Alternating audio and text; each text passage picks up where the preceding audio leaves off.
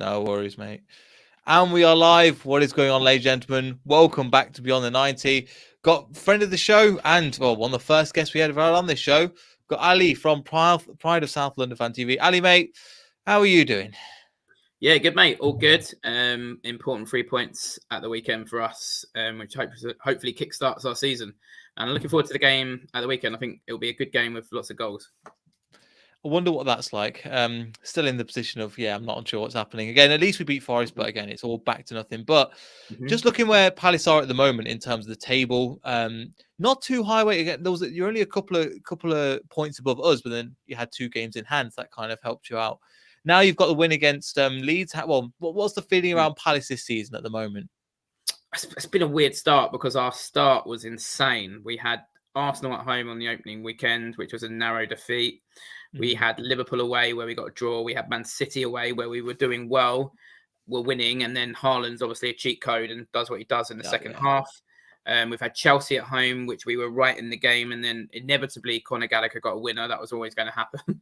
And then Newcastle was away as well, where we got a point. So we were looking forward to that game against Leeds at the weekend to really start a run of games that, with no disrespect to the teams coming up, are more winnable. So it was an important 3 points, though, because despite saying it was tough, you don't get the points that we got on Leeds, then people start talking and the pressure starts building. So to be honest, it wasn't a performance without fault, but the 3 points was massive at the weekend. So yeah, we're doing well. I think the swing barometer as well is a couple of wins and you're right up pushing for top 10. So, and that's the thing at the moment with where I'm at, that there's a lot of teams around that position at the moment. But if you get a couple of wins, you get the momentum, and I think in your next few games as well, probably in a similar position to Leicester, where the runs look favourable. It's not like you look at oh my god. I mean, at the end of the month we have Man City, but our run is relatively favourable. Yeah, I've just been looking at your run, and I think you have got a few games that you could get points in. I think for you guys, it's all about just staying in there with a shout, getting to the break for the World Cup. And I think it's a really weird season in that. I think everyone's going to stop and assess when we get to that World Cup break. But it's about you guys staying in there and then honestly getting some sort of goalkeeper for January who can actually catch a ball or do something. And then you will have a chance, because what I would say on Leicester's situation, being a Palace fan who's been in many relegation battles, is when you've got a player like Maddison, you probably won't go down if you have a half-decent goalkeeper. And I speak to that as a Palace fan with Wilfried Zaha when we've been poor, as blatantly just guaranteed us survival. And you saw that with Leeds and Rafinha as well. I think they're a bit more vulnerable without him, because last season when they were in trouble, I always felt they'd be all right because they had that player to dig them out of a hole. And I think if you keep Maddison in January, which I think you'd be insane to sell him in January, I think you could still be all right. But for you guys, it's about getting that goalie in for January. It really is. I think goalkeeper's one issue. I think in general, I don't know if Danny Ward is completely... It's one of those things, it's the defence in front of them. On paper, they should be good enough to defend, but it's just they're just leaking goals. And Danny Ward is part of the problem, but I'm not prepared. I think we do need a new goalkeeper. I'm a little bit more defensive of him because I've seen he's a keeper that comes in and he's been fantastic, but there's part of it is just down to coaching and how poorly the defensive line has been. I mean, I've got a back Ward because he's in my fantasy football team and he's one of my boys, and I'm currently in the top 600 in the world.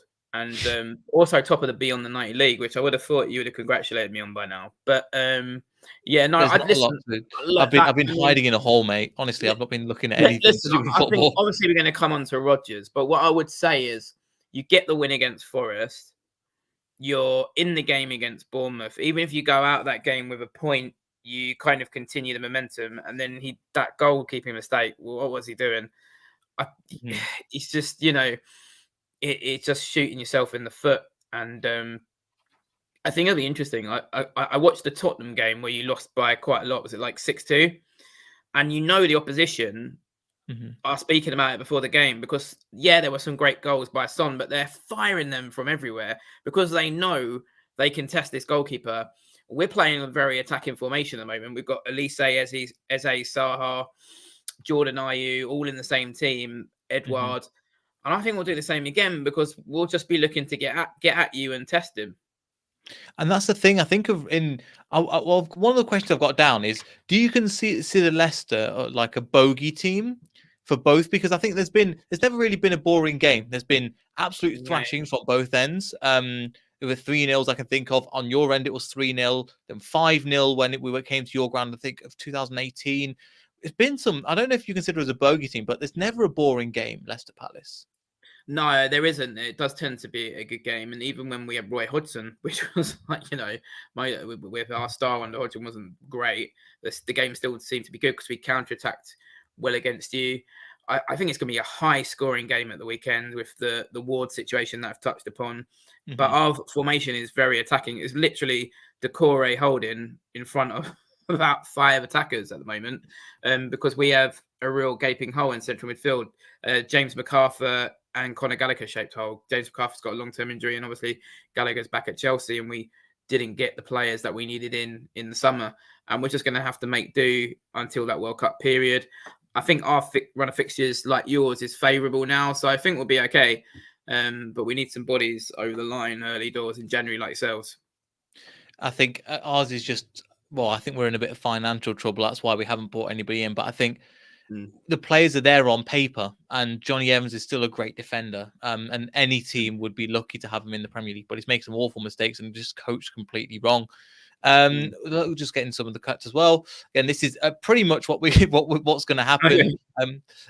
So Chester's in the comments. Yeah, we're going to score first half and collapse second half. That's kind of been the story for Leicester since, as you mentioned, the Tottenham 6-2. Then you're taking it back to the 3-2 when we played them in January, February time. In terms of that, it's just what it is, mate.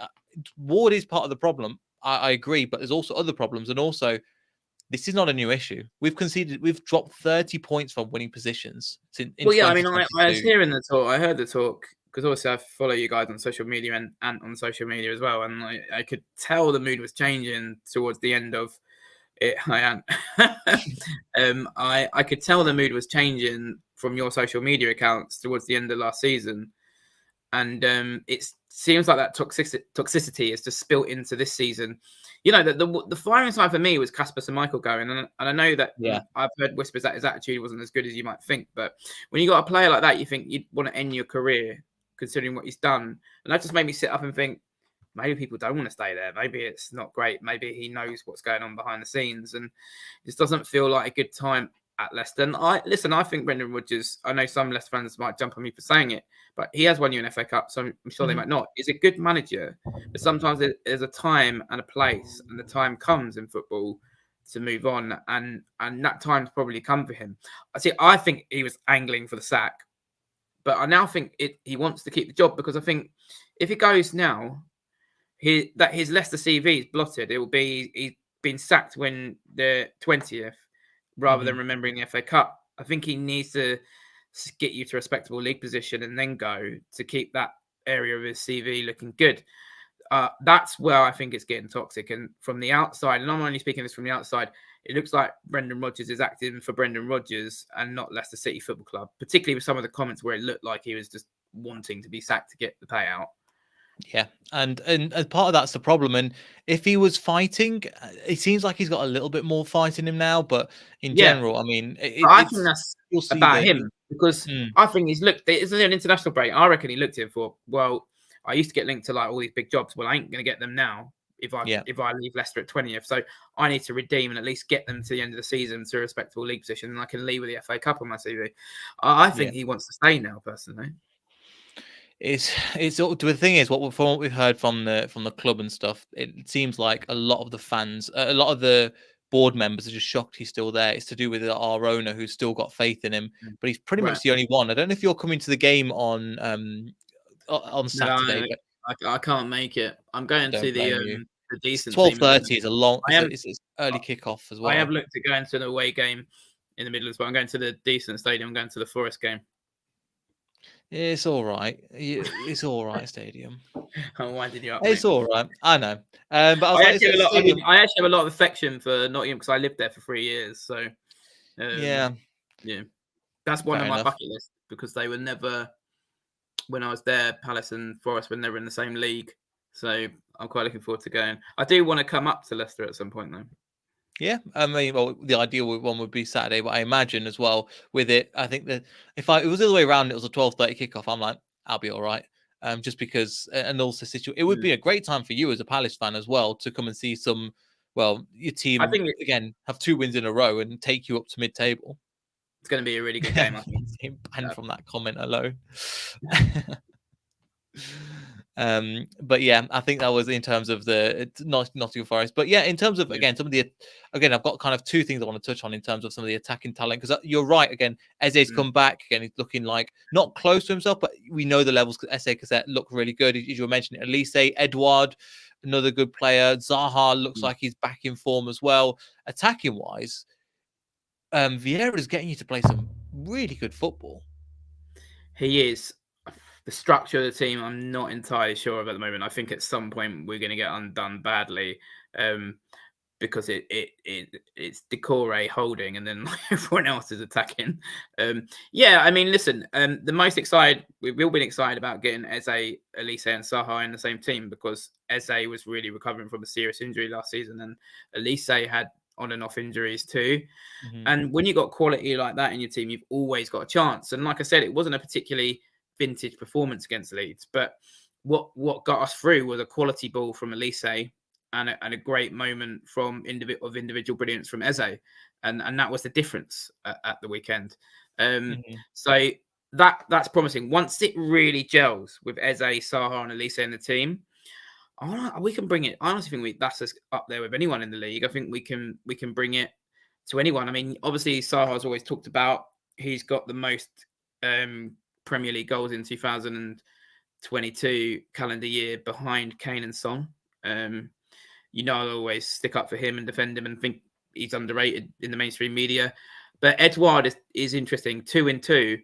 He hasn't really had a run through the middle, and I'm hoping this is the time now, because I still think he's a player who could be very good in the Premier League. He's got such quick feet within the box at times, and I think he just really needs that moment, that belief shown in him by Vieira to go, you're my main man, you go on this one and you're going to be my striker. So I think he'll be starting, and I think it'll be very attacking. You'll see that all of them. You're going to see Jordan Ayew now as well has been moved in towards the end of the Leeds game into the centre in like an 8 role.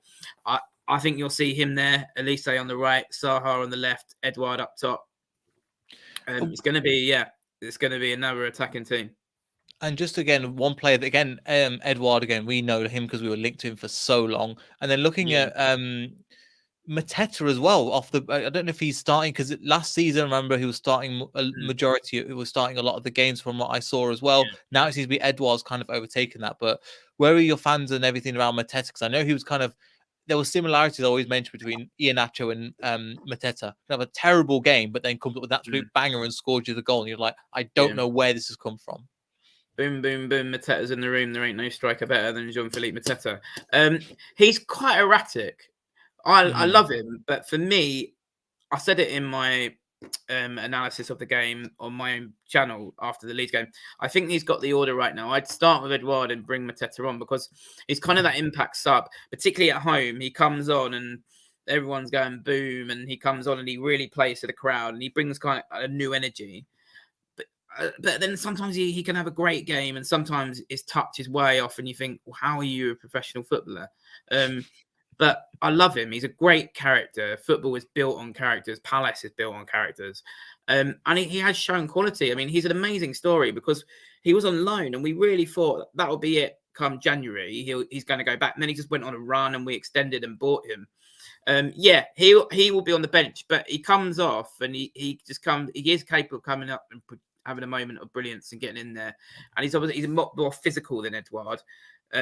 So he'd bring a different dimension. And as you're saying, with the vulnerabilities in your defence, that's something I think Vieira might exploit through Mateta at some stage of the game, but I'd expect Mateta to be on the bench. I think it's what you were saying is so similar to Iheanacho. It's actually unreal. I remember when we played you guys for the 1-1, I think over the pandemic, where we changed a lot of players, and Iheanacho missed the penalty, And I was saying, right, his time's up. He's going to leave. And literally after that, he went on an unbelievable run. It's ironic I'm hearing the same things about Mateta. But again, it's funny how, again, the touch is terrible. He has nothing to do all games, clambering into people. I think, again, I'm speaking for Iheanacho here, but just trying to see similarities. And then he can just stick one away. You're like, where's that come from? That's come out absolutely nowhere. It literally is like that. Although, to be fair to him, he did find some real consistency last season. He went on a great run of games where he was scoring goals. And sometimes we can be guilty of underrating him, I think, in a sense. But yeah, it's the word I'd use is they're mavericks, aren't they? Mm-hmm. For me, they're just a complete wild card. You don't know what's going to happen. And that's what makes football unpredictable, which we like. But at the same time, it's kind of, I wouldn't say he's a walking red, but there's kind of a little bit of that kind of, why have you done that challenge there? There was no need. Your back was towards goal. No need whatsoever. And you've given him an opportunity for nothing. And he looks at the ref going, what did I do? But yeah. That's why I think both those players are made to be impact subs when you just need something. You know what I mean? At least Mateta's being played. Iheanacho is just again. One of the criticism I have with Rodgers is the fact that he has his favourites and he will play them until Iheanacho doesn't get a sniff unless we're playing like a completely second string team, which is another one for another story. But in terms of Eze as well, really like Eze. How's he been performing? I know he's not quite at the same level yet, but how's he been? Yeah, mate. I mean, the one game was Liverpool away. Mm-hmm. Oh my God, he was unreal that day. I was watching that in the studio with Robbie. That was that was a great game. And the Liverpool fan Doyle as well was full of praise for Eze. Like it was a great performance from him that day. He literally just glided through Anfield, and that just showed, I think, how far he's going to go. Like no fear to do what he did there, and he made a great goal. I think, he still needs to find that consistency. But again, another great goal against Leeds on Saturday. I mean, to be honest with you, Leicester fans will probably argue that you've got a player with more of a case to be in the England squad. But I think there's a case for Eze to go to the World Cup. If you're looking for that variable off the bench in extra time or something like that, to have someone who can run at players and glide through players like that. But Southgate ain't going to do it, is he? He's not going to take Maddison either. No, again, Maddison's another. We've mentioned this so many times. Where Maddison won't go. Another player as well that I was going to mention about England and for yourself is obviously a player that's been brought in more regularly, Mark Guéhi. Obviously, Do you think he'll be taken to the World Cup? And how's he been for Palace? 100%. He's on that plane because I think if you look at his situation, is better than Eze's because there's a lack of centre backs. I think, and quality as well. Whereas there are, to be fair, a lot of attacking midfielders, Foden, Mount, etc. Yeah, I think he's on the plane. I think, to be honest, there's a strong case if they play a back three for him to start as the left-sided player. He's a great player, superb on the ball, very good at getting us out of jail because of his pace. Super player. I don't understand why Chelsea sold him when they knew they had so many players coming out of contract in that position. It's a strange one. And going back, I think last year when I was on Robbie's channel as well with Matisse, he does the Big Six stuff. He didn't understand it either. That was an odd decision by Chelsea to let him go, but I'm not complaining. It's gone in our favour. Superb. He's a superb player and captain at times as well last season. Yeah, and I think he's, again, really quite. I would have loved him at Leicester. And the fact that the amount of young players that you have in your squad, I was quite envious as well. We've had a decent transfer window, but some of them will be great. Another one, again, we were linked to. I don't know how realistic it was, but a lot of fans were calling for Joachim Andersen. And I think this season he's been, I think he's upped his level massively. He is different. I'm going to go out on a limb and say he's going to be known as world class. Really? He is unreal. I mean, Carragher on Monday Night Football described him as Ronald Koeman, which is probably a bit too far. But this guy, the way he passes out from the back and sprays balls 60 yards onto Elise and Saha's feet and just starts an attack like that. When we play teams around us this season, and not so much against Leeds, actually, he's coming back from a bit of an injury, so I don't think it was quite up to his game against Leeds. But when we played Villa and Brentford, the teams around us, and we should have beaten Brentford. They're a great side, Brentford. I really rate them, but we should have beaten them. he is the difference because he brings something to our style of play that these teams around us don't have, the way that he passes out from the back. But what he's improved is he's become much more commanding. And that was what was lacking in that partnership between Gahey and Anderson last season. We conceded a hell of a lot of goal from set pieces, but he's become a lot more commanding and added that to his game. There's a real bit more of a steel and a toughness about him this season. But he's a cool customer. I honestly can see a top 6 club coming in for him. But I remember I did a thing with a Fulham fan when we signed him, and he was like, to be honest, I don't know how you got him. You thought he was somewhere higher? He is, for me, Anderson's my player of the season so far.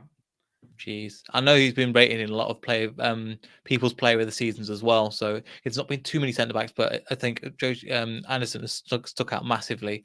Another one as well that's getting into the squad, I think, was against Leeds. Our old boy Schlupp, how's he doing? He played at left back at the weekend. Yeah, it's weird, played isn't it? Because he's like, it does work and it doesn't work at the same time. No, it didn't work. It didn't work. Like, I don't know what's going on. I don't know if Tyreek Mitchell had or not, but everyone sort of got, when you get in the ground and you find out the teams, it's like, Schlupp's at left back. And that was it was insane, the team, how many attacking players we had on the pitch. But it within 10 minutes kind of worked out that Schlupp isn't a left back. And I don't think he'll be there on Saturday. I think you'll see Mitchell at left back. I don't think he'll start. He has done well in central midfield at times. That can get a mixed reaction from fans, Schlupp in central midfield. Some think there's no way he's a central midfielder. At other times, he's had some great games in there. I mean, Arsenal at home last season, he was superb when we beat them. I think he's been used there this season because he's probably the best we can have in replicating Gallagher's high press. But we're going to try Jordan Ayew there. So I think he'll be on the bench Saturday. I think Mitchell will come back into the starting lineup. Yeah, I think he will. And how's Mitchell doing? I know he's played with, you yourself have been mentioned for a few years. Has he really kicked on to what the levels of what you'd expect? Kind of in the middle on that one. He's a very good player. I don't know if some Palace fans will get my back for saying it. I don't know. He's like top tier. You have players come through. Like, we knew Wan-Bissaka was going to get a big move, even though it's not worked out. Mitchell, there was talk of it. I don't think going forward he's quite as good as some of these modern fullbacks, but he's a very good player and he's locked players down like he locked Saka down last season. I still think he's a very good player. I'm not sure he's quite hit his top form yet this season. Fair enough. And one thing is, I'll just come back to Schlupp. I know he played for us at left back, especially the year that we won the league, and that was where his main position was. It was where his main position. Well, granted, he was the second backup. It might just be he hadn't played there for a long time. He definitely hadn't played for us there for a long time, and maybe it's just a bit of rustiness the first 10 minutes. Positional sense to seem well off.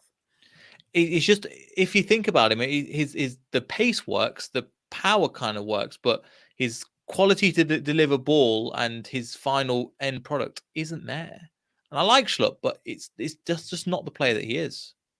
Yeah, no, I mean, that can be frustrating at times. What he kind of does bring is a real energy to the team. Pace and power. Real energy, and particularly, his high press and he's pretty relentless in that. And, he's obviously quick. So his recovery to get back and things like that is good as well. But yeah, it's that, I don't know, he's a weird player. I think we always have this conversation in that you kind of feel like there should be a bit more. And like you said, it's the end product and the final ball sometimes that just leaves you frustrated. Yeah, I've been there. I've been there with Schlupp, and that's why we took 12 million. Went, we'll take that, and then we'll try and reinvest that into other players. I think 2016, 2017. Kind of player, like he's a very good squad player that you like having in your squad. But if he was to go, I'd probably be a bit disappointed, but I wouldn't be devastated. And that's probably maybe how you felt. Like, you probably staying, but 12 million is probably a good deal for you, yeah. At the time, 12 million was like, we'll take that for Schlupp. And considering he wasn't getting, again, similar position, he wasn't getting in the first team, wasn't going to start on either wing. Fullbacks, I think we were Christian Fuchs and Simpson, so their positions were locked down. So he didn't really start unless it was cup matches. So it's kind of similar position to where you are. Just when you mentioned as well, like about Brentford. In terms of like London clubs, is it a rivalry between yourselves and Brentford at all? No, Couldn't care less about Brentford, mate. fair. They're good. You know what though? Brentford were good. They came down, and Thomas Frank's a very good manager. I felt like we should have beaten them because we had complete control of the second half, and then Vieira just did some strange substitutions. We sat back and allowed them onto us, and they kept getting the ball into. Obviously, when you got Ivan Toney in there, inevitably they got an equaliser. It was very frustrating. It's probably the only game I've been looked at and been disappointed with because I felt like we should have walked away with 3 points. But they're a very, very good team. I think they'll be fine and do well this season. I think so. And if Brendan Rodgers gets sacked, he's one of the favourites to become Leicester manager, actually. We spoke to him, I think, apparently. You reckon? So I think it'd be hard to lure him away because I think he's pretty settled and they've got a good team and a good system. And it depends, really. Like you said, if you've got financial problems, I don't know. Yeah.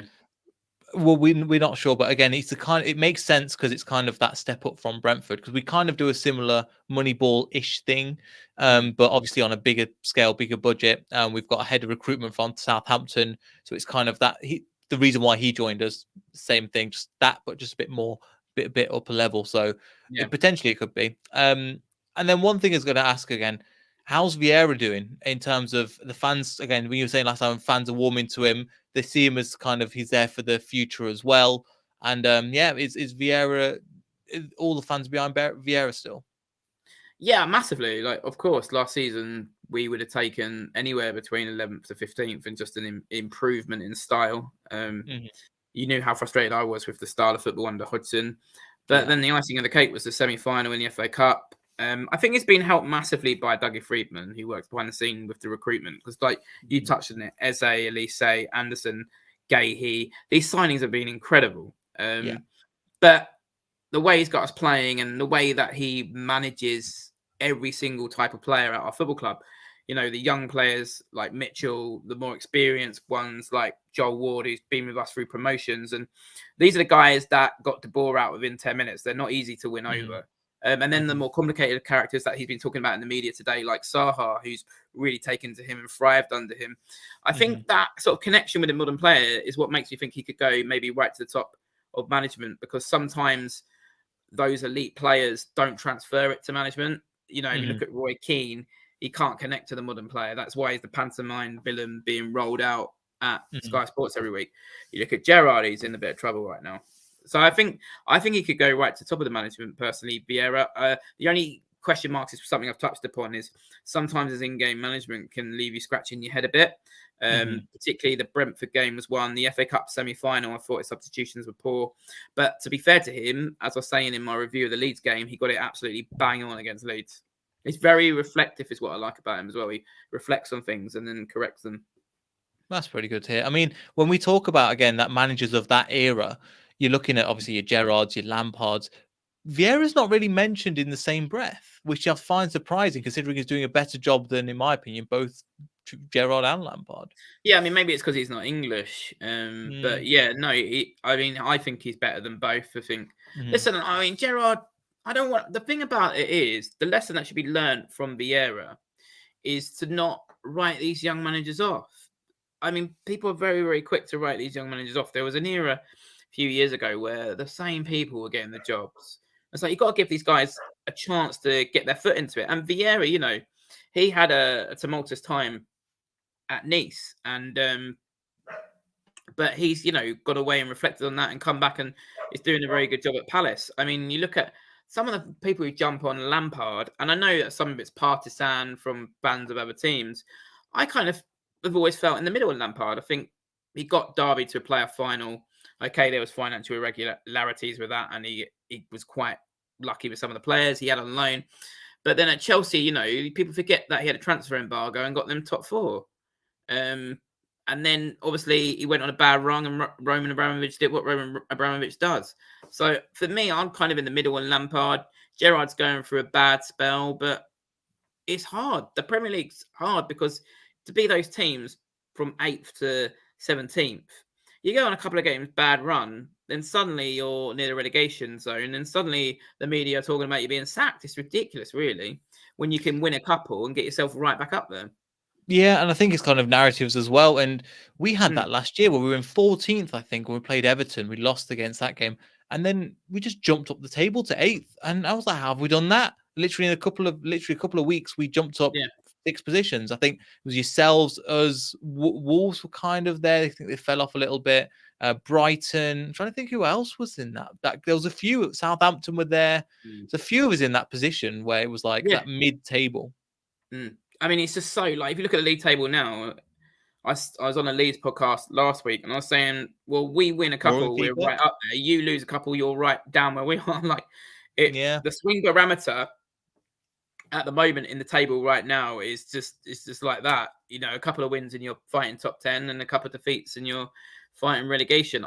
I think these 4 or 5 games before we break off, or 6 games or however long it is really going to start sorting the table out a bit between those positions.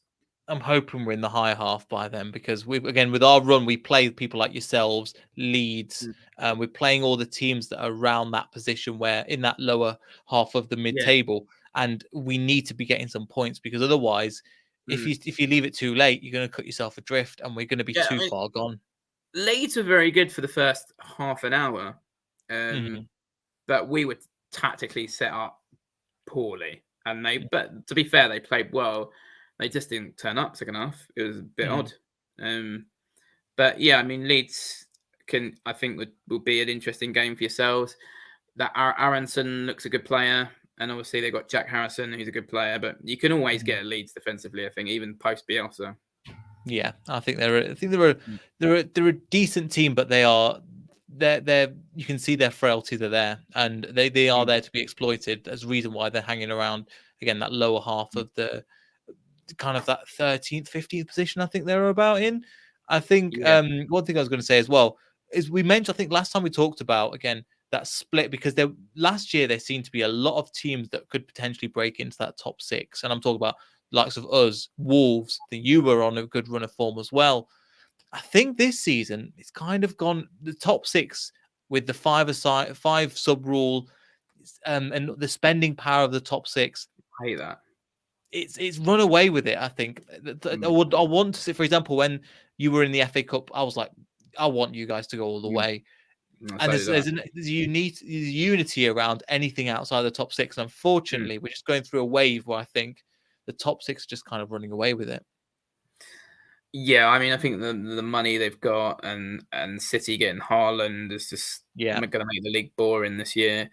The 5 sub rule, I just don't like it. It's just you lose track of who's come on and who's not. Do you know what I mean? For me, it's got an international football vibe when they make in the friendlies when they make loads and loads of subs. It's definitely to their advantage. Yeah, I mean, Chelsea, they just did like 2 rounds of substitutions and then brought Gallagher on for the last sort of period, and he's fresh, and it does favour them.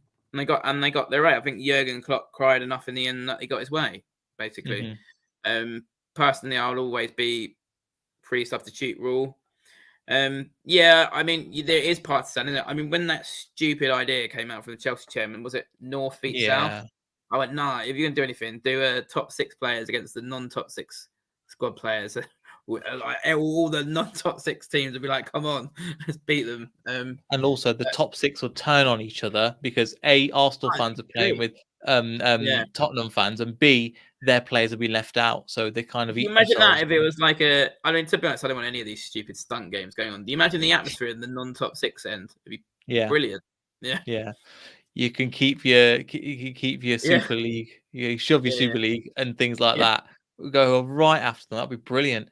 And I think it's just, but again, I just want. There's a group of, again, even last season, I thought West Ham, again, they kind of did it, but they kind of fell off a little bit. Wolves themselves, there was a group of us that I thought we could do this.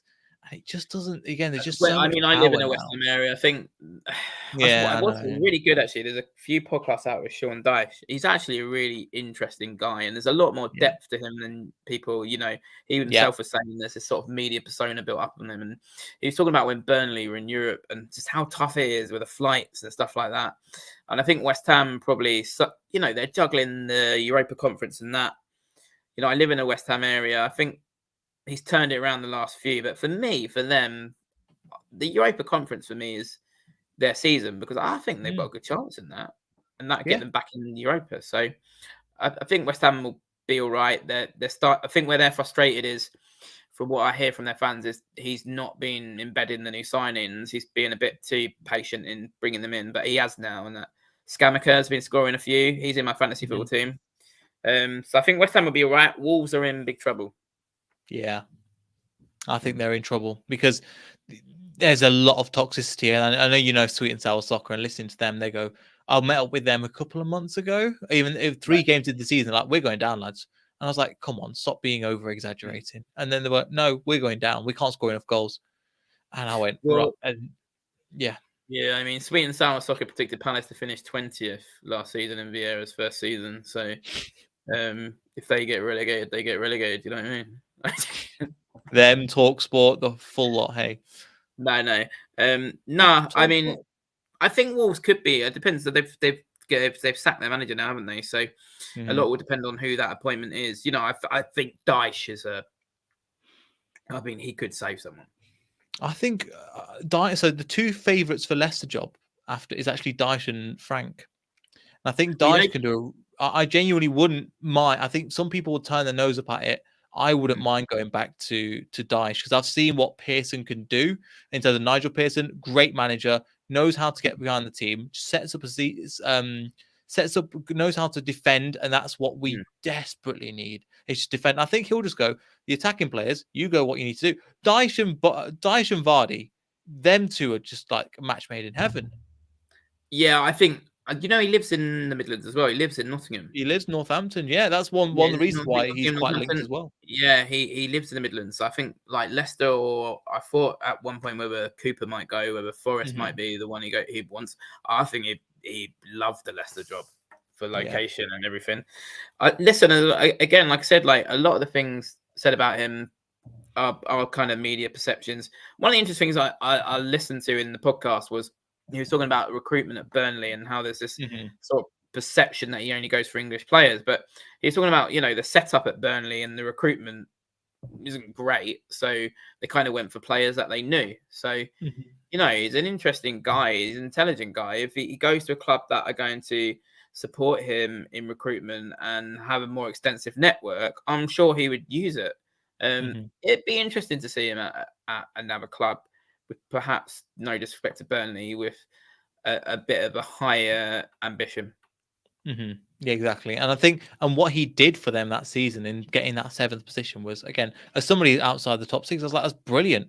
I was so happy for them to try and go and see them away in Conference League. I was like, just go smash it and see. Yeah. And speaking to, I know you're not a big fan of West Ham because you live in the area, but I was just saying that when they were in the when we were both in Europe, like, lads, let's just enjoy it. We don't know if it's going to happen again. I mean, all Palace fans are jealous of what West Ham did in Europe last season. It looked incredible, and the atmospheres looked incredible. And I mean, like Leicester and West Ham are teams that Palace have to aspire to. It's I know obviously where you are now are the next steps to see whether we can break those barriers. And the first barrier to break into is top 10, which we should have finished in last season, and we didn't throw away so many games.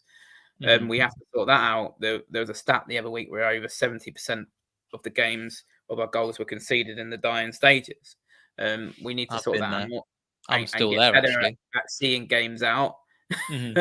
You are rewarding goal, mate. I mean, so we need to get better at a bit more maturity there. I think Vieira sometimes with his substitutions needs to help us out a bit more there. But, the first barrier is the top 10. For me, for Palace, I always look to the Cups, because those days at Wembley and stuff is where you want to be. And I think, like I said, on our day with Elise, Saha and Eze, we can bring it to anyone. We can bring it to anyone. I genuinely think you can. I think as somebody's put in, I was trying to find the Twitter account. There was something about the other 14. Somebody's put in, there was a chat about, I'd love a top 6 versus a 14 All-Star game. Oh, mate. I do you know what? I wouldn't want any of these gimmick games, but if there's going to be one, that would be amazing. Amazing. Because as well, there's a solidarity for somebody.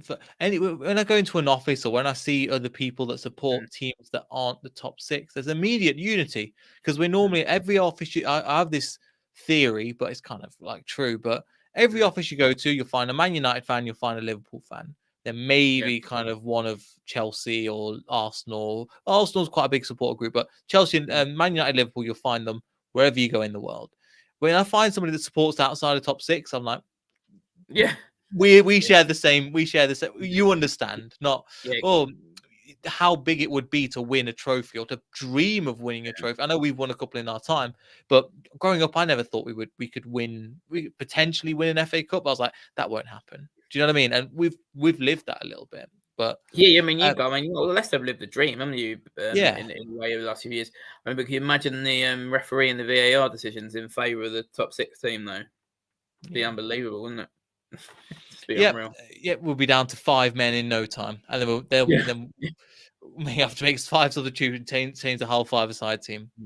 But yeah, I think that's pretty much it. I mean, I'm guessing from your perspective, you're looking forward to the Leicester game in terms of you're looking at 3 points, because I think you should be. I don't know. There's still a lot of quality oozing through your team. I still think you got Tillemans, you got Maddison, you got Barnes. You still got a lot of quality in their nil, and it's obviously you got the vulnerabilities at the back, but I don't think we've really found our top form yet. I think it's going to be end to end. I honestly think there's going to be a lot of goals in this game. A lot of goals. I think I want to say so, but I think it might be like a higher score for you. I think you're going to win. I don't want to say that you're going to win, but coming into the game, we might score 2, but it's always against the run. Remember the 2-2 when we played at your ground? We scored 2 goals. You were completely all over us, and we scored 2 goals on the counter. That was and then very you came back and Howard just one attack after another, and our defense was holding on. And I think if you could finish a little bit more clinically, you would have won 5-2. Yeah, I mean, I was at that game, and it was frustrating. It was weird. Like, you just totally went against the run of play, and to be fair, we're very clinical. There always seems to be goals when we play, but I think even more. I think there'll be even more. I think it's gonna be like a 4-3 or something on Saturday. It's gonna be like 0-0 now, isn't it? I don't think it'll be 0-0. Not with Leicester. We've kept 1 clean sheet all season. We've conceded 24 already this season. So it's going to be anything but a 0-0, I promise you. Because don't you feel like it's flipped? So when we first started doing stuff, I was like the negative one coming on, like, oh mate, it's awful. And now you're like me then, and I'm like you, like really positive. And you've got the young aspiring team with the ceiling that's going up, with a young manager that's going to the top, and we're kind of hovering around the bottom, going, we can't. Again, like football moves quickly. Like I said, for Leicester, you got to dig in. Your fans need to dig in. It's about survival, create that atmosphere, siege mentality. Even though you got a manager you're not really liking, and just keep yourselves in it for January. Get the goalkeeper in, and I think Maddison keeps you up. I do think we're going to stay up. However, because we're a quarter of the way through the season now, if we multiply what's happened by 4, we are on 16 points by the end of the season. If this run of games continues, and that's relegation form. So I think you've obviously. I think if you get a goalkeeper, you will. If you keep warding goals, need a man with new ideas, and if we were half as competently defensive, we would be mid-table quite easily. I think if you keep warding goal, I think there's more chance of Tony Adams winning Strictly Come Dancing than you staying up. But I think you get a goalie, you'll be all right. Yeah, let's hope so. Again, they are looking at one in the January window as well. And again, we have a young keeper in Daniel Iverson, who was the championship goalkeeper of the season last year. Why are you using him? Brendan Rodgers is stubborn. That's my concern. Is that you might throw him in after that error. He might finally force him, and then he has a blinder, and then you beat Brendan is way too stubborn for that. I'd like to agree with you, because fans are like, it can't get any worse than this. Let's give the young kid a go. But is that the right atmosphere to kill his confidence? But I agree. I mean, it can't get any worse than Ward. You've got nothing to lose, have you? I mean, the Ward situation is almost becoming a bit like the Maguire situation. You're not actually doing him any favours by playing him. Yeah, and especially if he wants to become Wales's number 1 with Hennessy. Well, Hennessy's the Wales goalkeeper. I know he's at Forest now, but I know he's slightly older, but it should be. But Hennessy looks like he's going to be favourite, even though they're both going to be. If he's not dropped, they're both going to be second keeper. Oh, Hennessy, mate, was hated at Palace. hated by Really? some sport. Yeah, no, like I didn't help him. He replaced the real fans' favorite in Speroni, but he was. Mm, I mean, he was a weird one. Like he wasn't great. I mean, he mm, does seem to do okay for Wales, but yeah, no. I mean, if Hennessy's keeping him out of that team, then that's not a good sign. yeah. Yeah, it's quite funny actually. Someone on my local Facebook page, you know, where they people post things about like I mean, I joined it in the pandemic because you find out about like things you can get delivered. Someone put Mm. out like, I'm 25, I'm looking to join a team. Are there any teams looking for a goalkeeper? So I just wrote Leicester City. And then what was the response?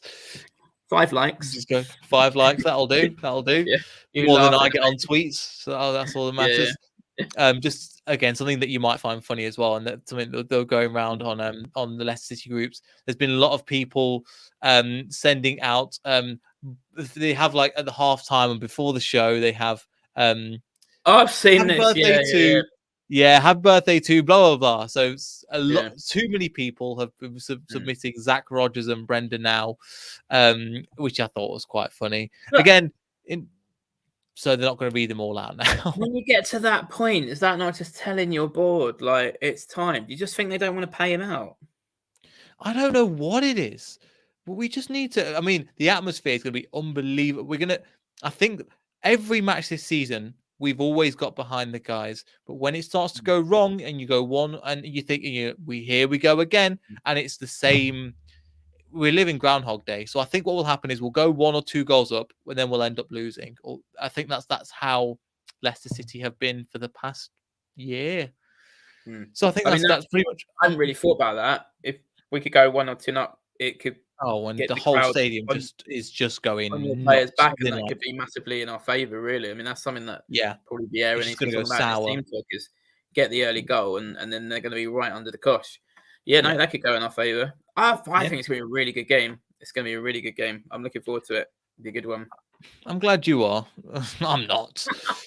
It's just, I'm really not having a good time, but it's just one of those things to ride it out until he goes, and then what's the prize for winning the Beyond the 90 fantasy football? Because I am top quite comfortably right now. We have not. We're a charity, mate. We barely make any money. I don't know if we put anything. I don't think we've got anything. We'll have to see. It depends on how badly you beat us, because then, then that's not going to be fun either way. Yeah. Well, I've got Ward in goal, so there's obviously a lot of. You got Ward in goal for this game. Yeah, he got me a clean sheet against. I brought him in. I got a clean sheet, 4 million to get your goalie in and spend elsewhere. So he got me a clean sheet against Forest the first time I put him in. I guess that works, but again, we've conceded 24 goals just this season. We've scored 15, so we can attack. We just can't defend. So it is a bit embarrassing. But anyway, Ali, thank you so much for coming on. No, thank you. Always all of your links are in the description below, your Twitter and your YouTube channel and things like that as well. But let the people know where they can find you. Just Pride of South London Fan TV. Yeah, come and Palace content, and I'll probably do some World Cup stuff. And a lot of fan shots I do now, the little YouTube shorts of the fanatics and stuff like that. It's good fun. So come and subscribe. Yeah, come and subscribe. Make sure you check out Ali. He'll have his post match after the game as well. So make sure. I'll be doing a review on the Saturday. Yeah. And go nice on this, because I think it will be a bloodbath. Anyway, I honestly think it'll be much more even than you think.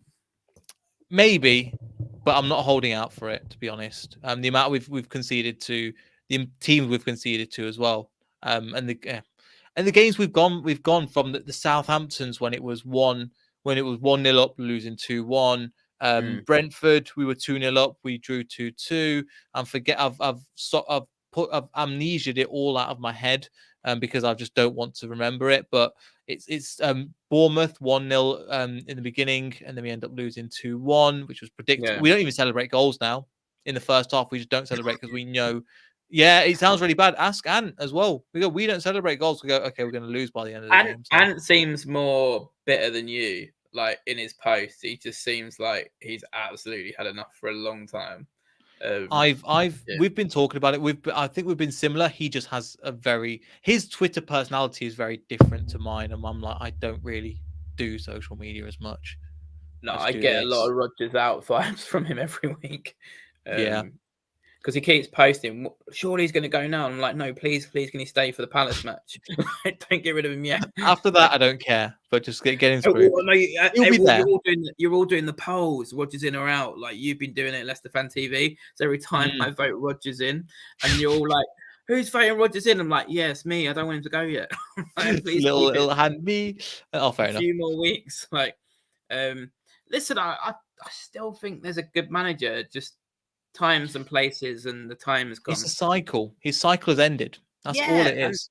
Football cycles are a lot shorter now. Like the days of 20 years and Ferguson periods are gone. I mean, like there's been a lot of talk about Southgate and everything, and I think that's a cycle that's maybe coming to. Even like, I still think the criticism has been over the top and slightly harsh. I even think if he does well at the World Cup, even if Southgate won the World Cup, I think it'd probably be time for him to go because I just think his cycle's come to an end. I think with Brendan Rodgers, he's won the FA Cup, but I think now it's time to move on and maybe get Frank de Boer in. On that note, that's not how we're ending this live stream with Frank de Boer. I mean, he survived 10 days? Was you have Ranieri back? No. You have to maintain the legacy, and that is by I don't think he should have gone into management after Leicester, but he just loves football too much. Yeah, he should have ended on that. One last job for Neil Warnock? No Steve Bruce, no Steve Warnock. We're looking at, again, Sean Dyche. People will turn the nose up. I like Sean Dyche. I think he could do a good job. Honestly, I recommend any Leicester fan who is thinking about Dyche, yes or no, watch some of the podcasts he's done. He's done a few. I think one on Ben Foster's channel. Let's watch them. He's an interesting guy. Yeah, and he's quite out. He's like he has quite a nice personality to him too, and it's not what you think. I think he's not how the media portrays him. No, absolutely not. He's quite a cool guy. Actually, he was talking about how he goes to all these music festivals and stuff. Yeah, he's quite an interesting chap.